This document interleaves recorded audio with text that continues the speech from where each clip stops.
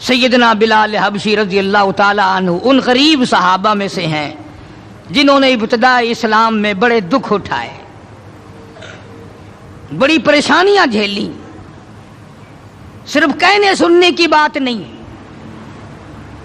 اور خداوند عالم نے ان کے مقدر جگائے۔ اللہ تمہیں توفیق دے، تم سارے کے سارے حج بیت اللہ کرو، مکے جاؤ، جا کے دیکھو جس مقام پہ سیدنا بلال نے کوڑے کھائے، مار کھائی، آج وہاں مسجد بنی کھنی ہے، اور کوڑے مارنے والے جہاں رہا کرتے تھے وہاں بیت الخلا بنا ہوا ہے۔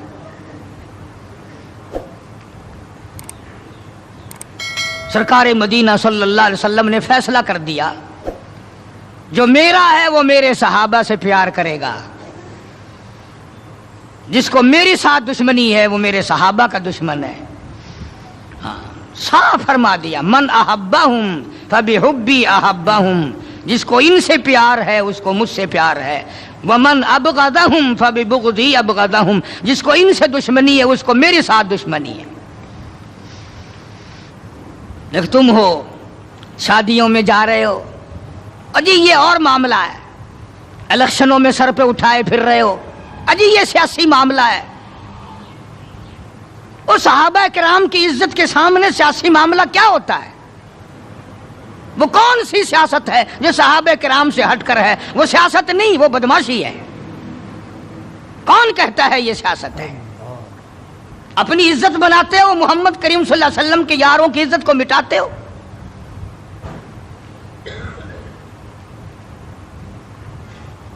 قربان جاؤں ان حضرات پہ، تم تو اب بھی نہیں سمجھ سکے ہوگے میں کن کی بات کر رہا ہوں۔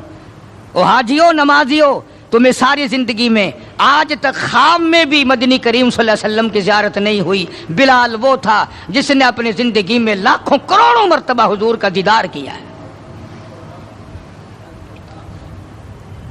سرکار دو عالم صلی اللہ علیہ وسلم کے گھر کا ساز و سامان لاتا ہے، اور یہ مرتبہ یوں ہی نہیں ملا، ہاں مفت میں نہیں مل گیا، بڑی مصیبتیں اٹھائی ہیں، بڑی تکلیف جھیلی ہیں۔ امیہ ابن خلف مکے کا بہت بڑا بدماش قسم کا کافر غلام ہے۔ امیہ ابن خلف بہت بڑا سردار ہے مکے کا، حضرت بلال رضی اللہ تعالی عنہ اس کے غلام ہیں، زر خرید ہیں۔ امام الانبیاء محبوب کبریا حضرت محمد مصطفیٰ صلی اللہ تعالی علیہ وسلم کا دیوانہ پروانہ، جان نثار، جان پہ کھیلنے والا بلال، سرکار کے چہرے انور کا دیدار کیا تو کلمہ پڑھ بیٹھا۔ امیہ ابن خلف کو پتہ چلا بلال کو مارنا شروع کیا، سارا دن مارتا ہے، لوہے کی زرہ پہنا کر دھوپ میں سارا دن لٹائے رکھتا ہے، گرم ہو جاتی ہے، بدن جل جاتا ہے، سارا دن نمبر وار پٹائی کرتے ہیں۔ شام کے وقت سیدنا بلال رضی اللہ تعالیٰ عنہ کے پیروں میں رسے ڈال کر مکے کے لڑکے گلیوں میں گھسیٹے پھرتے ہیں۔ جس گلی سے گزارا جاتا ہے عورتیں پوچھتی ہیں کیا بات ہے، نوجوان پوچھتے ہیں کیوں مارتے ہو، مارنے والے جواب ایک دیتے ہیں، غلام امیہ ابن خلف کا ہے، کلمہ کالی کملی والے کا کیوں پڑھتا ہے؟ چمڑا اڑ گیا، ہڈیاں سالم نہ رہی، روزانہ گھسیٹا جاتا ہے، روزانہ مارا جاتا ہے، روز مار کے امیہ ابن خلف تھک گیا۔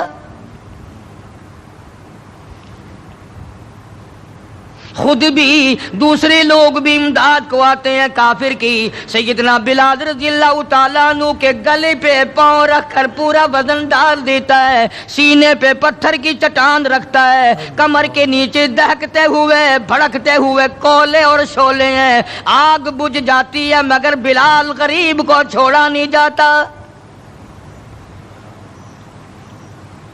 آج کوئی مار کھائے گا عورتوں کے پیچھے، کوئی زمین کے پیچھے، کوئی دولت کے پیچھے، کوئی مکان کی وجہ سے، کوئی دکان کی وجہ سے، کوئی کرسی کی وجہ سے، کوئی شہنشاہیت کی وجہ سے، کوئی وزارت کی وجہ سے، کوئی سفارت کی وجہ سے بلال مار کھاتا ہے۔ قرآن کہتا ہے وَأُوذُوا فِي سَبِيلِي وَقَاتَلُوا وَقُتِلُوا لَأُكَفِّرَنَّ عَنْهُمْ، خدا کہتا ہے یہ وہ لوگ ہیں جنہوں نے مار کھائی میری راہ میں، میرے نام پہ مار کھائی، میری وجہ سے مار کھائی، زبان پر مصیبت آئی، جان پر مصیبت آئی، مالی تکلیف پہنچی، بھوک پیاس کی تکلیف اٹھائی۔ خدا فرماتے ہیں میرا بندہ تکلیف اٹھاتا ہے، میں سامنے کھڑا ہو کر دیکھتا ہوں وَأُوذُوا فِي سَبِيلِي، اور میرے بندے میں تجھے دیکھ رہا ہوں، میرے نام پہ تجھے مار پڑ رہی ہے۔ جناب بلال حبشی رضی اللہ تعالیٰ عنہ کی ذات اقدس ہے، مار مار کے تھک گئے، اکتا گئے، سزا دے دے کر تھک گئے، مگر بلال اپنے ایمان میں، اپنے یقین میں، اپنی توحید میں، ختم المرسلین صلی اللہ علیہ وسلم کی رسالت میں کسی قسم کی ملاوٹ کرنے کو تیار نہیں۔ تمہیں تو آج اگر تھوڑا سا کوئی کہہ دے کہ اس سال کاروبار میں تجھے منافع اسی لیے تو نہیں ہوا کہ تو نے فلانے بابے کو نہیں مانا، فلانے بابے کی پوجا نہیں کی، فوراً کروٹ بدل جاتا ہے، چلو بھائی اب کے بابے کو ہی مانیں گے۔ یہ وہ بلال ہے جو کسی بابے کو نہیں مانتا، کسی قبر والے کو نہیں مانتا، جو کسی اونچے نیچے کو نہیں مانتا، کسی بڑ کا پجاری نہیں، پیپل کا پجاری نہیں، کسی کھو کا پجاری نہیں، کسی جنڈی گھنڈی کا پجاری نہیں، کسی درخت کا پجاری نہیں، چاند سورج ستاروں اور پانی کا پجاری نہیں، وہ صرف ایک اس کائنات کے مالک کا پجاری ہے جو خداوند عالم کی ذات ہے، مار بھی کھاتا ہے۔ قریب سے جناب ابو بکر صدیق رضی اللہ تعالیٰ عنہ گزرے، مار پڑ رہی ہے، اس قدر مارا، گلے پہ پاؤں رکھ کر دبایا۔ ابو بکر صدیق رضی اللہ تعالیٰ عنہ فرماتے ہیں میری آنکھ نے دیکھا بلال کی ایک بالشت زبان باہر لٹکی ہوئی تھی۔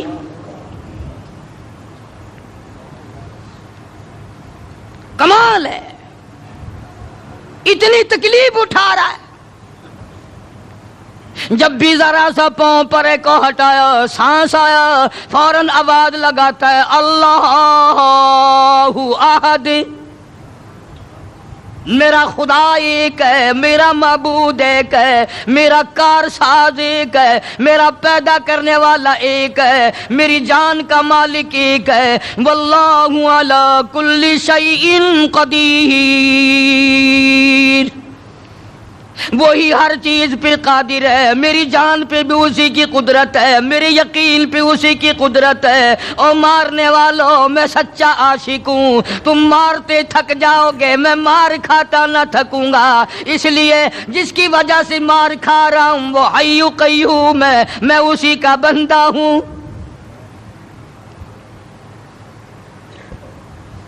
جناب ابو بکر صدیق رضی اللہ تعالیٰ عنہ نے گزرتے گزرتے کان میں بلال کے یوں کہہ دیا آہستہ اللہ کا نام لے لے، تجھے بڑی سخت مار پڑ رہی ہے، اللہ کا آہستہ نام لے لے۔ جناب بلال رضی اللہ تعالیٰ عنہ فرماتے ہیں مجھے بڑا دکھ پہنچا، تکلیف ہوئی، اور یوں فرمایا ابو بکر اور اگر کوئی کہے تو کہے، تو نہ کہو یہ بات۔ نے کہا میں تیری تکلیف دیکھ کے کہہ رہا ہوں، تجھے صدمہ بڑا پہنچ رہا ہے، تجھے تکلیف بڑی پہنچ رہی ہے۔ جناب بلال حبشی رضی اللہ تعالیٰ عنہ فرمانے لگے ابو بکر میں تجھے کیا بتاؤں، جب میری کمر کے نیچے کولے، میرے سینے پہ پتھر کی چٹان اور میرے گلے پہ امیہ ابن خلف کا پیر رکھا ہوا ہوتا ہے اور وہ وزن پورا ڈالتا ہے، میری جان نکلنے کو ہوتی ہے، مجھے پروردگار کی طرف سے آواز آتی ہے او میرے بلال تیرا کیا حال ہے؟ جب وہ ذات سامنے آئے میں کیسے آہستہ کہوں؟ اور میرا حال پوچھنے والا خدا ہو، میں کیسے آہستہ اللہ کا نام لوں؟ بدنصیب قوم آج تو نہ آہستہ اللہ کا نام لیتے ہیں، نہ زور سے اللہ کا نام لیتے ہیں۔ چھوڑ ہی دیا، نماز چھوڑ دی، قرآن کی تلاوت چھوڑ دی، اللہ اللہ کرنا چھوڑ دیا، مسجد میں آنا ہی چھوڑ دیا۔ یہی وجہ ہے کہ آج کافروں کا ڈنڈا ہے اور مسلمانوں کے سر ہیں، پٹ رہے ہیں ساری دنیا میں۔ کون ہے مارنے والا مسلمان کو اگر ہم مسلمان ہوں؟ جناب ابو بکر صدیق رضی اللہ تعالیٰ عنہ نے یہ بات سنی تو حیران ہو گئے، بڑا عجیب طریقے سے مصیبتیں اٹھائیں، بڑی بڑی تکلیفیں جھیلیں، مار مار کے بلال حبشی کو تھک جاتا تھا۔ ایک دن سیدنا بلال رضی اللہ تعالیٰ عنہ کو اتنا مارا، حضرت بلال رضی اللہ تعالیٰ عنہ فرماتے ہیں مجھے یقین ہو چلا کہ آج میرا وقت آ گیا، آج میرا دم آخری ہے۔ اندازہ لگاؤ کمر کے نیچے دہکتے ہوئے کولے اور شولے، سینے پہ پتھر کی چٹان ہے اور کوڑے مار رہے ہیں اور گلے پہ پاؤں رکھ کر کے وزن ڈال رکھا ہے۔ تھوڑا سا سانس آیا، بلال نے اپنے پروردگار سے التجا کر دی، کہتا اے خدا خالق کون و مکان، اے خدا اے سر قلب سر جہاں، اور میرے مولا زبان نہیں ہل سکتی، کیسے تیرا نام ادا کروں؟ لب حرکت کرنے سے عاجز آ گئے، زبان باہر نکل گئی، میں کس طرح تیرا نام لوں؟ دل ہی دل میں تجھے پکارتا ہوں، کہتا او میرے مولا مجھے مار کی پرواہ نہیں، مجھے تکلیف کی پرواہ نہیں، میرا حال یہ بنا ہوا ہے جو تیری مرضی ہو وہ کر میرا حال، عشق میں ثابت قدم ہوگا بلال۔ اور میرے مولا مجھے اب اوپر اپنے اتنا یقین آ گیا، اب مجھے اپنے اوپر بھروسہ اتنا ہو گیا، جو تکلیف آئے پرواہ نہیں، میں تیرا نام چھوڑنے کو تیار نہیں۔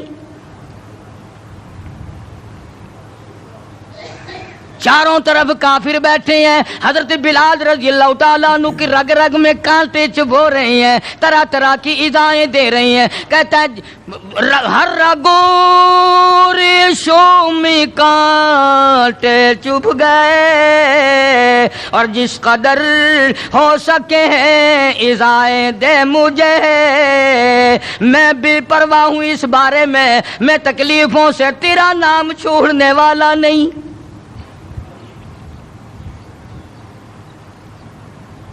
جناب ابو بکر صدیق رضی اللہ تعالیٰ عنہ نے حال دیکھا،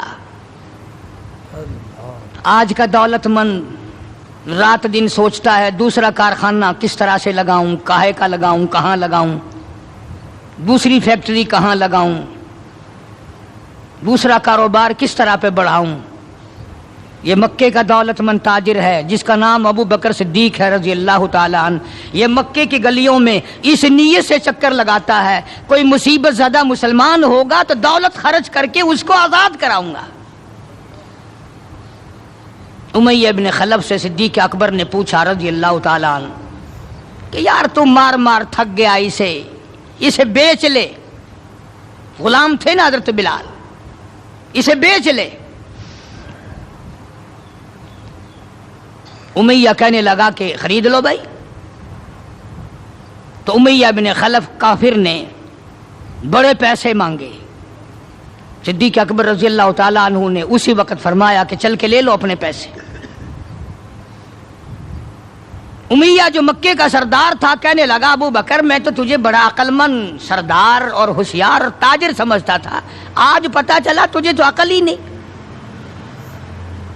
جناب ابو بکر صدیق رضی اللہ تعالیٰ عنہ نے پوچھا کیوں؟ وہ کہنے لگا یہ تو میرے ناک پہ لڑا ہوا ہے، مار مار کے میں تھک گیا، دوسروں سے مروا کے میں تھک گیا۔ اندازہ لگاؤ اور اپنے ایمان کا بھی پتہ کرو، سارا مکہ مارنے والا اکیلا بلال مارے کھانے والا۔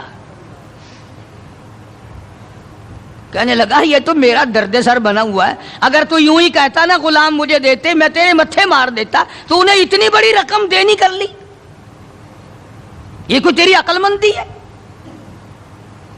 کہاں یہ سر پھرا غلام جو کسی کام کا بھی نہیں، رات دن مار کھاتا ہے، اور اتنی بڑی رقم دینے کے لیے آپ آمادہ ہو گئے؟ جناب صدیق اکبر سبقت رضی اللہ تعالیٰ عنہ نے فرمایا امیہ میں بھی تجھے مکے کا سردار سمجھتا تھا، آج پتا چلا تو پرلے درجے کا گدھا ہے۔ انہوں نے کہا کیوں؟ کہ وہ اس لیے کہ ہو بلال اور قیمت یہ مانگی تو نے، بلال جیسی ذات ہو اور قیمت یہ مانگی، اگر آج پوری دنیا کی دولت تو مانگتا اور میرے پاس ہوتی، میں اپنی جان دے کر کے بھی بلال کو خرید کے آزاد کرتا۔ چنانچہ خرید لیا، آزاد کر دیا، دربار رسالت میں پیش کر دیا۔ جناب حضرت محمد الرسول اللہ صلی اللہ تعالی علیہ وسلم کو پیار آیا۔ اندازہ لگاؤ بلال کے زخموں کو دیکھ کر آقا دو عالم صلی اللہ علیہ وسلم کو رونا آ گیا۔ اسلام کے لیے مار کھائی، ایمان کی وجہ سے مار کھائی، اپنے یقین کی وجہ سے مار کھائی، کوئی سیاسی غرض نہیں، کوئی دنیاوی غرض نہیں۔ جناب رسالت مآب صلی اللہ تعالی وسلم نے، اللہ پاک نے اس کا پھل یہ دیا بلال کو، اس کا معاوضہ یہ دیا کہ دربار رسالت میں مؤذن بن گئے۔ اذان دینے کی جو ڈیوٹی تھی، منصب تھا، وہ حضرت بلال کو ملا رضی اللہ تعالیٰ عنہ۔ جناب مدنی کریم صلی اللہ تعالی علیہ وسلم کے گھر کے خرچے اخراجات سودا سلف لانے کی ڈیوٹی حضرت بلال رضی اللہ تعالی عنہ کے ذمے تھی۔ کوئی کسی محکمے کے صاحب کا سامان لائے گا، کوئی کسی محکمے کے صاحب کا سامان لائے گا، کوئی کسی تاجر کا سامان خرید کے لائے گا، کوئی کسی افسر کا سامان خرید کے لائے گا۔ بلال تیرے پیروں سے اڑی ہوئی خاک پہ قربان ہو جاؤں، تو شہنشاہ کائنات کے دروازے کا غلام ہے، تو حضور کریم صلی اللہ تعالی علیہ وسلم کا سامان لاتا ہے، اور 5 وقت اذان کی ڈیوٹی ہے۔ آپ صلی اللہ علیہ وسلم کے لیے قرضہ بھی لے کے آتا تھا بلال یہودیوں سے۔ ایک دفعہ ایک قرضے والے نے جان کر کہ دوبارہ اسے پھنساؤ، غلام بناؤ، حضرت بلال رضی اللہ تعالیٰ عنہ اذان دینے کے لیے تیار کھڑے تھے، یہودی آیا اور آ کے کہنے لگا، یہ جو بدنصیب آدمی ہوتا ہے نا، جس کے ایمان نہیں ہوتا، وہ بے ادبی بڑی کرتا ہے۔ آج بھی تجربہ ہے اللہ والوں کی، علماء کی، بے ادبی وہی کرے گا جس کے اندر ایمان کی رتی نہ ہو۔ بے ادبی کے الفاظ وہی بولے گا ایمان کی رتی نہ ہو۔ تو حضرت بلال کو آ کر کے آواز دینے لگا اور کہنے لگا، او کالے۔ حضرت بلال نے فرمایا کیا بات ہے؟ کہ یا تو کل شام تک پیسے آ گئے، ورنہ یاد رکھ تجھے پھر غلام بنائیں گے ہم۔ جناب حبشی رضی اللہ تعالیٰ عنہ مدنی کریم صلی اللہ تعالیٰ علیہ وسلم کی خدمت عالیہ میں تشریف لائے، عرض کیا کالی کملی والے فلانا یہودی آ کر کے بڑی زبردست دھمکی دے گیا، وہ مجھے پھر دوبارہ غلام بنانا چاہتے ہیں، وہ پھر مجھے پریشان کرنا چاہتے ہیں، میں اب اتنا بڑا قرضہ کیسے ادا کروں؟ میں صبح کہیں نکل جاؤں گا، چھپ جاؤں گا، روپوش ہو جاؤں گا، جب کوئی انتظام ہو جائے اطلاع فرما دینا، میں حاضر خدمت ہو جاؤں گا۔ ہائے بلال تجھے مبارک ہو، تو سرکار دو عالم صلی اللہ تعالی علیہ وسلم کے قرضے کی وجہ سے پریشان ہے۔ ذرا سوچیں وہ لوگ جن کو اللہ تعالیٰ نے دولت بخشی ہے، جن کو اللہ پاک نے کھانے پینے کے لیے دیا ہے، کہ ہمارے نبی حضرت محمد کریم صلی اللہ علیہ وسلم نے کن دکھوں سے اپنی زندگی پاس کی ہے، قرض لے لے کر۔ صرف قرض نہیں، آج ہم یہودی بن کے مر رہے ہیں، عیسائی بن کے مر رہے ہیں، کافر اور مشرک بن کے مر رہے ہیں۔ ان کی ریس ہے ہر معاملے میں، ان کے طریقے کو اپنا کر کے آج مسلمان نوجوان بڑے خوش ہوتے ہیں۔ تم نے ہزاروں مرتبہ سنا ہوگا، آؤ شہنشاہ کائنات کا وہ لباس تو دیکھو جس لباس میں حضور صلی اللہ علیہ وسلم کی وفات ہوئی ہے۔ 11 پیمند اس لباس میں تھے جس لباس میں حضرت محمد رسول اللہ صلی اللہ علیہ وسلم کی اس دنیا فانی سے رخصتی ہوئی ہے۔ یہ بٹن نہیں لگاتے ہم لوگ، بٹن کی جگہ کانٹے چبھے رہتے تھے، کانٹے چبھو لیے جاتے تھے۔ تو بلال نکل گئے مدینے پاک سے خوف کے مارے کہ یہودی پریشان کریں گے قرضے کے لیے۔ ابھی وہ کچھ ہی منزل پہ دور پہنچے تھے کہ سرکار دو عالم صلی اللہ تعالی وسلم کے یہاں کئی اونٹنیاں سامان سے لدی ہوئی آئی، اور آپ نے اس یہودی کو بلوایا اور بلوا کے فرمایا کہ تو اپنا سارا قرضہ لے لے، جتنا تیرا قرضہ ہے ساری کھجوریں ناپ تول کر اپنے قرضے میں لے جا، بچے گا ٹھیک ہے، نہیں بچے گا تو سارے کا سارا لے جا۔ اللہ غنی، نبی کی ذات کو تو دیکھو، کبھی تو یہ حال ہے کہ قرضہ لے رہے ہیں اور قرضے کی وجہ سے پریشان ہیں، اور خود حضرت بلال رضی اللہ تعالیٰ عنہ بھی پریشان ہے، اور اب یہاں یہ حال ہے کہ جس صحابی نے کھجوریں اٹھا کر ناپ کر ڈھیر میں سے تول کر دی ہیں، اس کا سارا قرضہ اتر گیا، اور صحابی کہتا ہے کہ میری آنکھ دیکھ رہی تھی، ایسا معلوم ہوتا تھا کہ سارے کھجوروں کے ڈھیر میں سے ایک دانہ بھی کم نہیں ہوا، ایک دانہ بھی کم نہیں ہوا۔ بے شمار واقعات ہیں اس قسم کے۔ مدینہ پاک میں اللہ پاک سب کو زیارت نصیب فرمائے۔ مدینہ پاک کی ایک صحابی ہے حضور صلی اللہ علیہ وسلم کا، اس کا باپ فوت ہو گیا، قرضہ تھا باپ کے ذمے، اس نے سارے سیزن کی کھجوریں اکٹھی کی اور ڈھیر لگا کر سرکار دو عالم صلی اللہ علیہ وسلم کی خدمت عالیہ میں آیا کہ جی فلاں آدمی کا میرے ابا کے ذمے قرض ہے، وہ آپ کھڑے ہو کر اتار دیں، اپنے سامنے وہ قرضہ اتروا دیں، ساری کھجوریں میں نے سنبھال کے رکھی ہیں، بچوں کو ایک دانہ نہیں دیا میں نے۔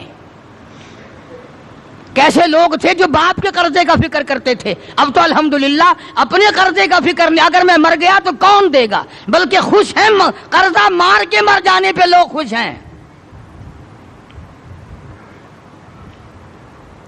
حالانکہ قرضہ ایسی چیز ہے کہ حضور کریم صلی اللہ تعالی علیہ وسلم نے جب تک یہ پوچھ نہ لیا، کبھی بھی کسی کا جنازہ نہیں پڑھایا جب تک یہ پوچھ نہ لیا کہ اس کے ذمے کسی کا قرضہ تو نہیں، اور اگر پتا چلا کہ ہے تو فرمایا ضامن بنو کون دے گا، اور اگر ضامن کوئی نہیں بنا تو حضور نے کسی صحابی سے جنازہ پڑھوا دیا، خود جنازہ چھوڑ دیا۔ یہ تھوڑی بات ہے کہ نبی جنازہ چھوڑ دے۔ آج لوگ گسے مارتے ہیں، بڑے خوش ہوتے ہیں، کوئی گل نہیں، اساں کوئی بھجے ہوئے نہیں۔ آدمی اپنا قرضہ جو منگا کے مڈی چاہ گئے ہیں، بھج گئے کتائیں، دینا نہیں، ڈرتا نہیں، اگر میں مر گیا تو میرا قرضہ کون دے گا۔ یہ تھوڑی مصیبت ہے، یہ تھوڑی بات، اور نبی جس کا جنازہ چھوڑ دے، نبی جس کی جنازے کو چھوڑ کر ہٹ جائے، یہ کوئی تھوڑی بات ہے۔ پہلے لوگ دعائیں مانگا کرتے تھے، یا اللہ مقروض بنا کے نہ ماریو، اور اب دعا کرتے ہیں یا اللہ جتنا گڑ گپا کر کے مروں اتنا ہی اچھا۔ بے ایمانی کر کے مرنا چاہتے ہیں، لوگوں کا پیسہ کھا کے مرنا چاہتے ہیں، فنکاری کر کے مرنا چاہتے ہیں، شرم نہیں، یہ کوئی موت ہے، یہ کوئی مرنا ہے، یہ تو لعنت کی موت ہے۔ کسی کا کھا کے مر جاؤ، جب وہ سنتا ہے تو کہے گا نہیں، اور تجھ پر خدا کی لعنت ہو، میرا روپیہ کھا کے مر گیا۔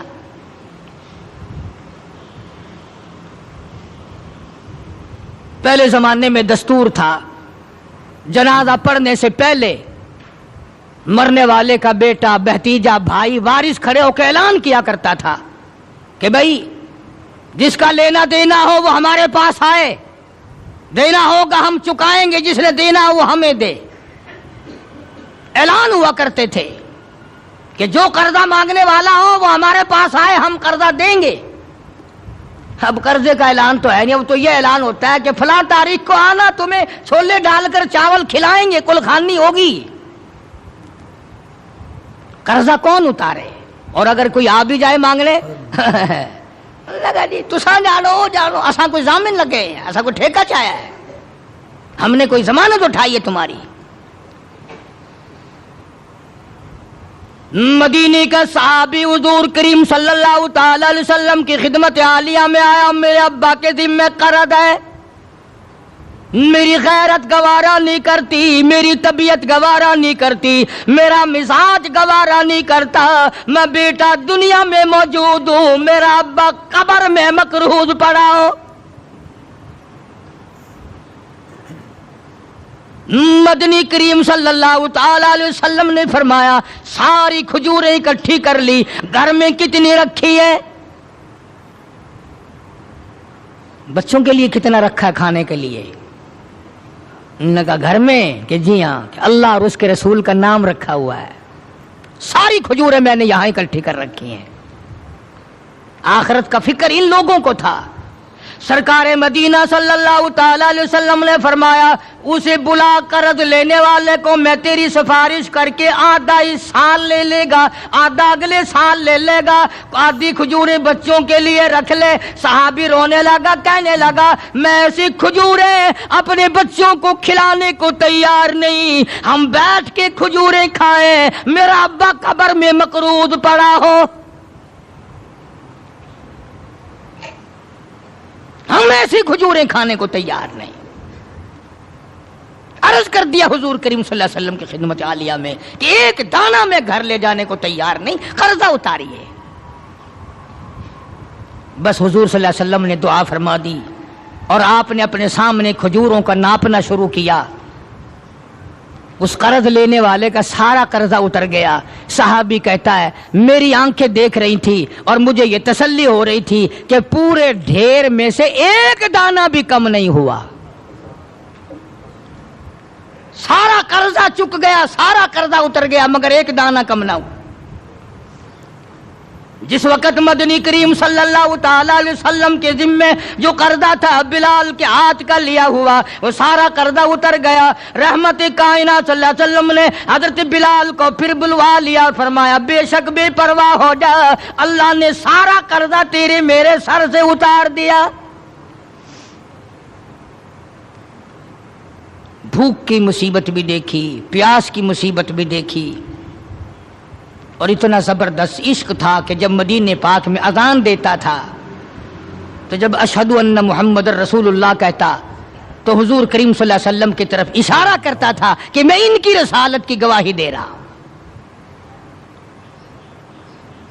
مدنی کریم صلی اللہ تعالی علیہ وسلم کی جب وفات شریف ہوئی، بلال ان نوجوانوں میں تھا جو ٹکرے مار رہے تھے، بے ہوش پڑے تھے۔ کہاں جاؤں، کسے دیکھ کے اپنا گزارا کروں، کس کا دیدار کروں، کس کو اپنا آقا مولا بناؤں، کون میرے سینے پہ ہاتھ رکھ کے پوچھے گا بلال تیرا کیا حال ہے، کون پوچھے گا مجھ سے؟ اور حضور صلی اللہ علیہ وسلم کی وفات شریف کے بعد جب مسند کو خالی دیکھتا اور جب اذان دیتا اشارہ کرتا، حضور نظر نہ آتے، بے ہوش ہو کر گر پڑتا تھا۔ انہیں محبت تھی، انہیں لگن تھی، انہیں سوز و گداز تھا، انہیں عشق تھا، ان کے دلوں میں اللہ تبارک و تعالیٰ نے جناب رسول اکرم صلی اللہ علیہ وسلم کی محبت کی مہر لگا رکھی تھی۔ آج ہمارے دلوں پہ مہر مال کی ہے، دولت کی ہے، پیسوں کی ہے، دنیا کی ہے، کرسی کی ہے، اقتدار کی ہے، سرکار کی محبت کی مہر نہیں ہے۔ اگر وہ ہوتی تو آج ہمارا خدا جانے کیا حال بنتا۔ اس لیے قرآن کریم نے ان لوگوں کی تعریف کی، فرمایا الذین آمنوا وہاجروا وجاہدوا فی سبیل اللہ، بے شک وہ لوگ جنہوں نے اللہ کے نام پہ ہجرت کی، اللہ کے نام پر ایمان لائے، اسی کے نام پہ ہجرت کی اور جہاد کیا میری راہ میں، بِأَمْوَالِهِمْ وَأَنفُسِهِمْ، مالی قربانی کی، جان کی قربانی دی۔ اللہ کہتا ہے اولئک اعظم درجۃ عند اللہ، یہی ہے وہ لوگ جن کے بہت بڑے درجے بلند ہیں میرے یہاں، میں خدا کے نزدیک ان کے درجے بڑے ہیں، میں خدا کے نزدیک ان کے مقام بڑے اونچے ہیں۔ میں پروردگار عالم کے نزدیک ان لوگوں کے مقامات بڑے اونچے ہیں، اور خدا جن کو اونچا کہے وہ کتنے اونچے ہوں گے۔ اور دونوں شہادتیں اللہ پاک کی قرآن میں ہیں حضرات صحابہ کرام کے بارے میں۔ تمہارا اس طرف دھیان نہیں، تمہیں تو صرف تھوڑی سی کوئی انگلی لگا دے، دیکھو جی فلانے نے فلانے کا حق مار لیا تھا، دیکھو نا جی برا ہوا نا جی، اوہو تم بھی فیصلہ کر جج بن جاتے ہو، تم بھی فیصلہ کرنے والے بن جاتے ہو۔ ٹھیک ہے یار، صحابہ کے درجے تو بڑے ہیں، مگر یہ بات تو نہیں چاہیے تھی انہیں۔ تجھے کیا پتا ہے؟ تجھے اپنے ایمان کا تو پتہ نہیں، تو صحابہ کرام کے ایمان کا پتہ کرتا ہے۔ ساری عمر گوں کھاتے گزر گئی، حرام کا پیشاب پیتے گزر گئی، ہم صحابہ کرام کے فیصلے کریں گے؟ اور فیصلہ کرنے والے ہم، اور فیصلہ نبی کے یاروں کا، نبی کے دیوانوں کا، نبی کے پروانوں کا۔ خدا گواہ ہے، خدا کہتا ہے بِأَمْوَالِهِمْ وَأَنفُسِهِمْ کہ ان لوگوں نے مال بھی قربان کیا، جان بھی میرے اوپر قربان کر دی۔ خدا گواہ ہے، رسول گواہ ہے، قرآن گواہ ہے۔ تم صحابہ کرام میں 1 کروڑ عیب نکالو، کوئی صحابہ کے درجے کو نقصان نہیں پہنچا سکتا۔ 1500 سال پہلے کی باتیں کرنے کے لیے بڑے ہوشیار ہو، آج کل کی باتیں کوئی نہیں کرتا۔ کیسے کریں؟ انشاءاللہ شام جیل میں ہوگی۔ آج کل کی باتیں کرو نا، کس محکمے میں کیا ہو رہا ہے، کس جگہ کیا ہو رہا ہے، کیا کر رہے ہیں وزراء، کیا کر رہے ہیں سفراء، کیا کر رہے ہیں بڑے بڑے افسر، ان کی بات نہیں کرتے، رسالے چھاپے پھرتے ہیں صحابہ کرام کے نام پر۔ میں تمہیں ایک بات کہتا ہوں، آج بڑا بد نصیب ہے وہ آدمی، اور بڑا بدبخت ہے وہ آدمی، اور میں تو آگے بڑھ کر کہوں گا بڑا لعنتی ہے وہ آدمی جو محمد صلی اللہ علیہ وسلم کے یاروں کا شکوہ کرے، گلہ کرے حضور کے یاروں کا، ان یاروں کا جو حضور کے آڑے وقت میں کام آئے،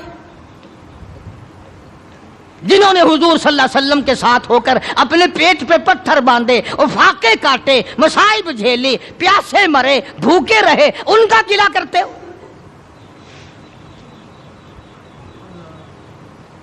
اور پھر تمہیں جج کس نے بنایا ہے؟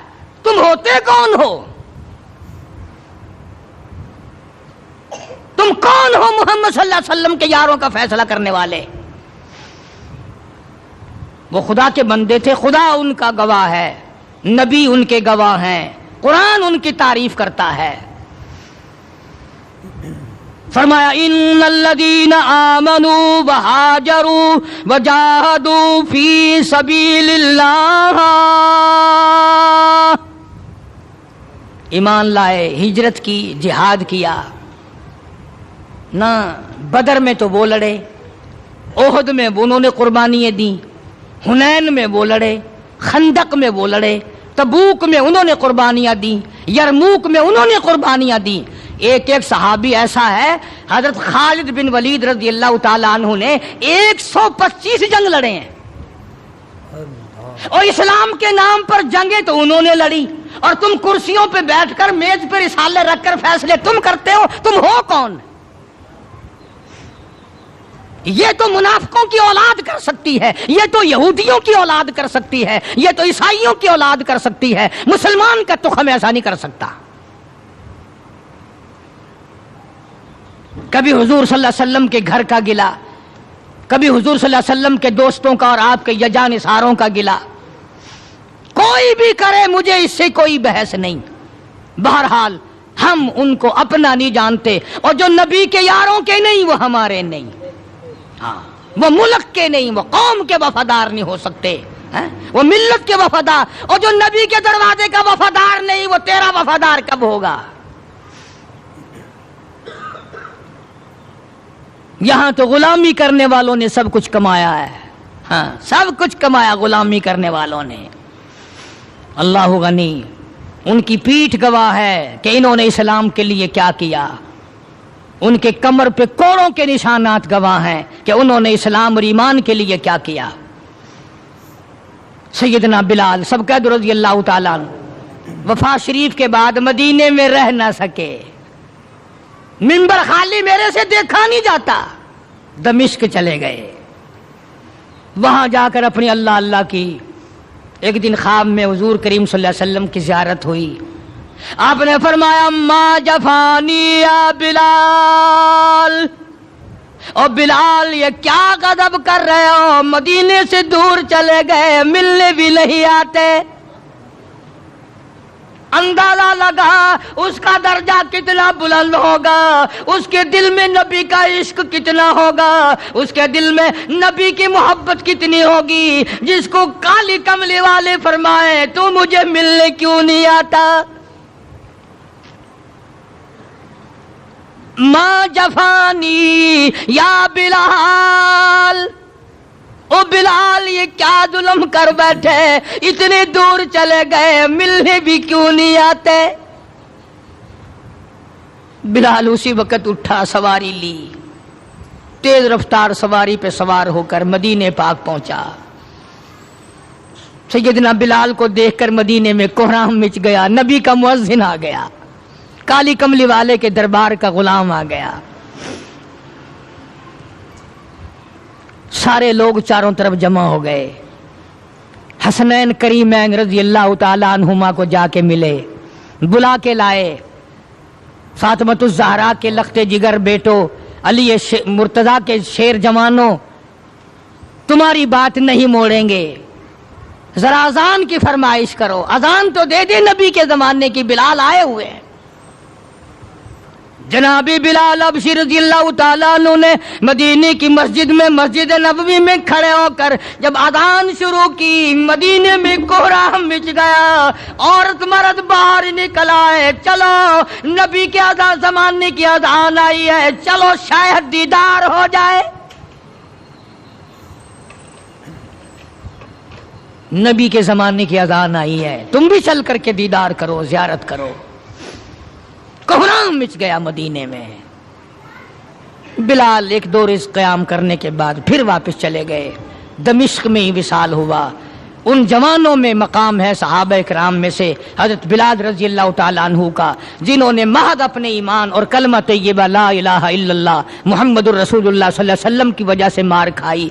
उन्होंने चोरी करके मार नहीं खाई, डाका मार के मार नहीं खाई, कत्ल करके मार नहीं खाई, किसी खूबसूरत लड़की के पीछे मार नहीं खाई, दुकान मकान के पीछे मार नहीं खाई, बल्कि खुदा कहता है वऊदू फी सबीली, और ये वो लोग हैं जिन्होंने मेरे नाम पे मार खाई है, जिन्होंने मेरी वजह से मार खाई है। अर्ज करने का मकसद ये, लोगों के कहने में मत आया करो।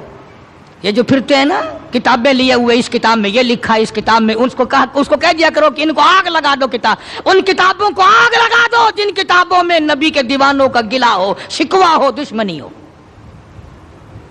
ये देखो कुरान सारा गवाह। न तुम्हारे ला कॉलेज के शागिर्द पास हैं और नबी के शागिर्द फेल हैं। तुम्हारी यूनिवर्सिटियों के स्टूडेंट पास हैं और मदीना यूनिवर्सिटी के शागिर्द फेल है। अकल है खोपड़ी में। और आज के प्रोफेसरों के शागिर्द पास और इमामुल अंबिया के शागिर्द फेल। आज रूस और अमेरिका के मानने वाले, अपने इज्म पर जान देने वाले लोग पक्के और नबी के दीवाने कच्चे। तुम्हें बताया किसने है? ये वो लोग हैं जिन्होंने 23 बरस तक हुजूर सल्लल्लाहु अलैहि वसल्लम के पीछे नमाजें पढ़ी। खुदा की कसम, जब तुम बीमार पड़ोगे ज्यादा से ज्यादा बेटी पूछने आएगी। ये वो लोग थे जब बीमार पड़ते थे पूछने के लिए इमामुल अंबिया तशरीफ लाते थे। इनके दुख दर्द में शरीक थे हुजूर। हाँ, ग़ज़वा खंदक के मौके पर खंदक खोदते खोदते कि बहुत बड़ा पत्थर निकल आया जो सहाबे किराम से टूटता ना था। हुजूर को आके अर्ज किया सल्लल्लाहु अलैहि वसल्लम, या रसूलल्लाह वो पत्थर नहीं टूटता।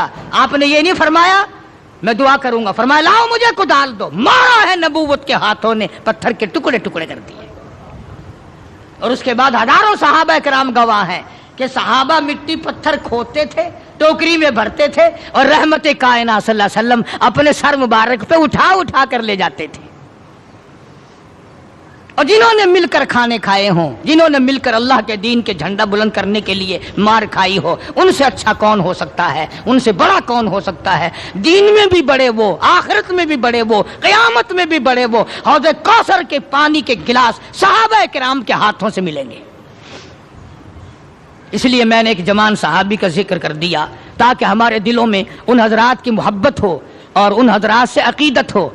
ہم کتنے بد نصیب ہیں، یہ ساری بڑی مسجد بیٹھی، اگر میں پوچھ لوں تو انشاءاللہ نفی میں جواب ملے گا بمیں میرے۔ اگر میں پوچھ لوں کہ سارے سال میں کبھی کسی نے حضرت بلال کو ایصال ثواب کرنے کے لیے 4 آنے خرچ کیے؟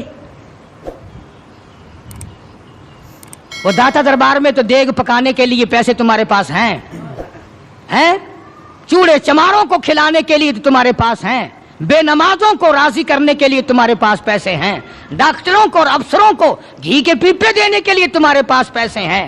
اتنا بڑا نبی کا دیوانہ پروانہ کوئی آدمی قسم نہیں کھا سکتا کہ ساری زندگی میں 1 روپیہ بھی حضرت بلال کے ایصال ثواب کے لیے کسی نے خرچ کیا ہو۔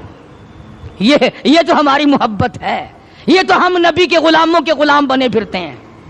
اور ویسے دیکھو نا، غلام ہیں رسول کے غلام ہیں، غلام ہیں رسول کے غلام ہیں۔ پلیٹ فارم نمبر 4 دیکھو، بالکل صاف پڑا ہے، اچھی غلامی ہے بھائی۔ یہ میں نے چلتے چلتے کی بات کر دی تاکہ اس طرف بھی ہماری توجہ ہو۔ ہماری اولاد لاکھوں روپیہ برباد کرتی ہے، ہمارے گھریلو اخراجات میں لاکھوں روپیہ، ہزاروں روپیہ خرچ ہوتا ہے۔ ان لوگوں کے لیے بدقسمتی سے ہماری جیب میں، ہمارے گھر میں دمڑی نہیں، اور چلو 1 روٹی کبھی بلال کے ایصال ثواب کے لیے کسی نے خرچ کی ہوتی، کون کرے؟ ہمارا ان سے کوئی رشتہ ہے؟ اس لیے حضور صلی اللہ علیہ وسلم کے صحابہ سے پیار کرو، محبت کرو، ان کی محبت عین ایمان ہے۔